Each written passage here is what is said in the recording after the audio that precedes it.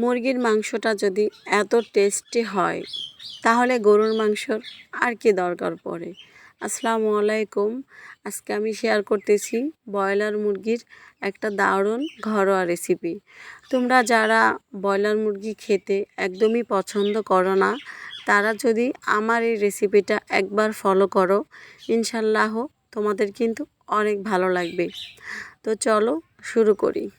তো আমি এখানে রান্না করার জন্য নিয়েছি 2 কেজি ব্রয়লার মুরগি, আর মাংসটা একটু বড় বড় করে কেটে নিয়েছি। আর এখানে নিয়েছি 3-4টা আলু টুকরো টুকরো করে কেটে নিয়েছি। এরপরে আমি রান্না করার জন্য একটা কড়াই বসিয়ে দিলাম, আর কড়াইতে দিয়ে দিলাম 1/2 কাপ পরিমাণ সয়াবিন তেল। তোমরা যারা সয়াবিন তেল খেতে পছন্দ করো না, তারা কিন্তু সরিষার তেল দিয়েও এটা রান্না করতে পারো, এতে কিন্তু আরও অনেক ভালো লাগবে। এরপরে আমি আলুটা ভেজে নিব, আর আলুটার সাথে আমি দিয়েছি সামান্য একটু লবণ। তো কিছুক্ষণ ভাজার পরে আমার আলুটা কিন্তু ভাজা হয়ে গেছে। আমি কিন্তু বাদামি কালার করে আলুটা ভেজে নিব।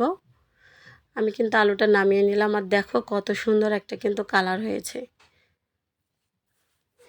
এরপরে আমি এই তেলের ভিতরে দিয়ে দেবো আরও 1/2 কাপ পরিমাণ সয়াবিন তেল। আমি কিন্তু এখানে 1 কাপ পরিমাণ তেল ব্যবহার করব। আর এখানে দিয়ে দিলাম 1.5 কাপ পরিমাণ পেঁয়াজ। পেঁয়াজটা আমি বাদামি কালার করে ভেজে নিব। কিছুক্ষণ ভাজার পরে কিন্তু আমার পেঁয়াজটা বাদামি কালার হয়ে গেছে। এখন আমি এখানে দিয়ে দিলাম স্বাদ মতো লবণ। এরপরে দিয়ে দিলাম আদা ও রসুনের পেস্ট পরিমাণ মতো। এখন আমি এই দুইটা ভালো করে ভেজে নিব কিছুক্ষণ ভাজার পরে আমি এখানে দিয়ে দিব 2 চামচ মরিচের গুঁড়া।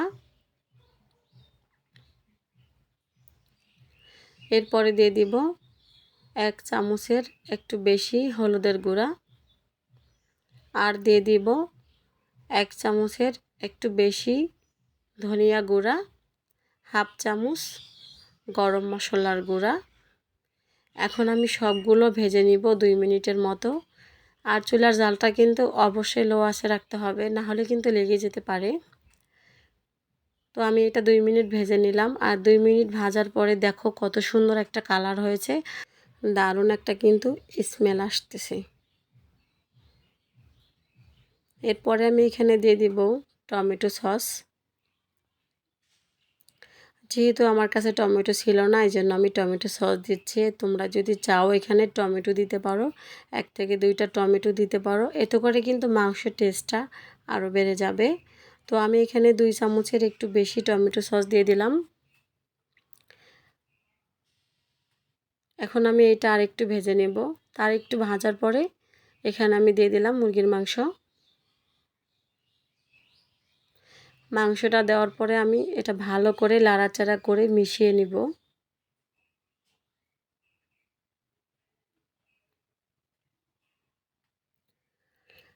নাড়াচাড়া করে মিশিয়ে আমি এটা 5 মিনিট রান্না করে নিব ঢাকনা ছাড়া। আর চুলার জালটা কিন্তু আমি লো আঁচে রাখছি, আর আমি কিন্তু এটা অনবরত নাড়ছি।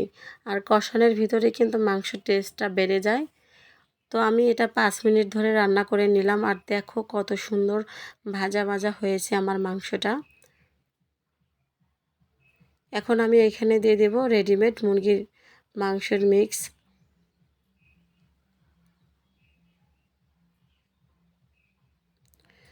আমি কিন্তু এখানে পরিমাণ মতো মিক্সটা ব্যবহার করতেছি। আর প্যাকেটের গায়ে কিন্তু লেখা থাকে কতটুকু মাংসের ভিতরে কতটুকু মিক্স ব্যবহার করতে হবে, তো সেই অনুযায়ী তোমরা কিন্তু দিয়ে দিবা। তো এখন আমি এটা ভালো করে মিশিয়ে দিব, যেন ঝোলের ভিতরে মাংসের ভিতরে মিক্সটা ভালো মতো হয়। তো এখন আমি ঢাকনা দিয়ে ঢেকে দিব, 2 মিনিটের মতো ঢাকনা দিয়ে রেখে দিব। তো ফিরে আসলাম আমি 2 মিনিট পরে, আর দেখো তোমরাই দেখো কত ঝোল উঠে গেছে। আমি কিন্তু এখানে এক্সট্রা কোনো পানি ব্যবহার করিনি। তো এখন আমি আরও একটু কষিয়ে নিয়ে পানিটা ভালো করে শুকিয়ে নিব। তার একটু কষিয়ে আমি এখানে দিয়ে দিব আলু। আর যেহেতু আমি আলুটা ভেজে রাখছিলাম, এজন্য আলুটা দেওয়ার পরে আমার বেশিক্ষণ কষানোর দরকার নেই। তো আমি কিছুক্ষণ ভালো করে নাড়াচাড়া করে মিশিয়ে দিব, যেন আমার আলুর ভিতরে সব কিছু ভালো করে ঢুকে। তো কিছুক্ষণ নাড়াচাড়া করার পরে আমি একটা ঢাকনা দিয়ে ঢেকে দিলাম।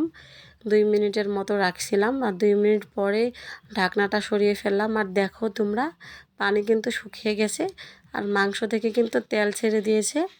তো এই পর্যায়ে আমি দিয়ে দিলাম 3-4টা এলাচ দিয়ে দিলাম আর 2-3টা দারচিনি দিয়ে দিলাম। এখন আমি সিদ্ধ করার জন্য পরিমাণ মতো পানি দিয়ে দিব। পানি দেওয়ার পরে আমি এটা লাড়াচাড়া করে নিব, ভালো করে লাড়াচাড়া করে নিব যেন কোথাও মাংস না লেগে থাকে, আর ঝোলের সাথে যেন মাংসটা ভালো করে মিশে যায়। এখন আমি একটা ঢাকনা দিয়ে এটা রান্না করে নিব। 5 থেকে 6 মিনিট আমি এটা রান্না করে সিদ্ধ করে নিব।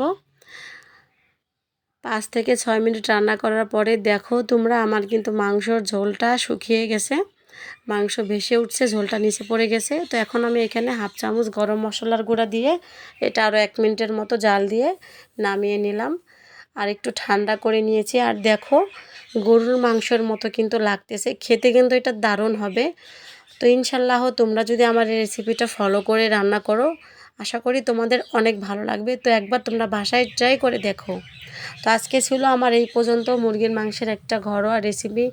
যদি তোমাদের ভালো লেগে থাকে তাহলে অবশ্যই একটা লাইক করে দিবে, আমার চ্যানেলটা সাবস্ক্রাইব করতে কিন্তু ভুলবা না, আর কমেন্টে কিন্তু জানাবা আমার রান্না কেমন হয়েছে।